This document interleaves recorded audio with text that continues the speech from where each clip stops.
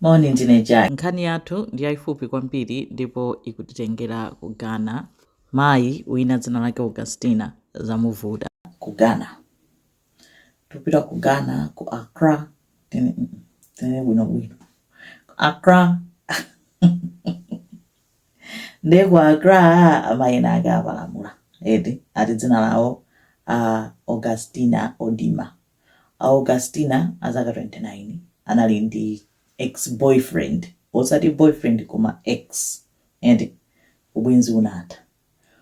Kangati anamva kamphekesera kunena kuti abambo aja akumana ndi mayi wina ndi mtima sunakhazikike m'malo. Augustina pa 2 July ananyamuka kupita komweko. Atapita kunyumba kwa ex-boyfriend akapeza kunena kuti kuli mayi wina adi kumeneko ndi anapsa mtima mpaka na ndewu. Ndewu anthu mpaka na iyi kuleretsa apolisi ya chokani kwachotsa Augustina. Koma Augustina analakwiya sizinamuthere. Ex-boyfriend anali ndi ka tuck shop ndi Augustina anapita komweko ati anali ndi kiyi. Anapangitsa kiyi oti abambo samaziwa kunena kuti Augustina ali ndi kiyi olo nyumba mwanga amatha kulowa ine nkakhala kulibeko.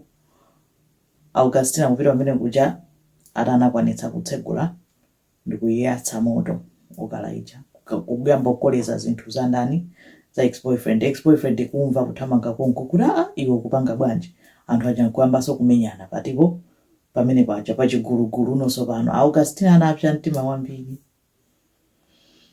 Augustina samayilola mpakana akuti anaona kashopu kena pafupi amagulisa mipeni anangothamanga kunyamula mpeni pamene paja ndikumbaya ex-boyfriend pamtima nkuthawa Augustina. Basi anthu anathamanga nawo kuchipatala ex-boyfriend.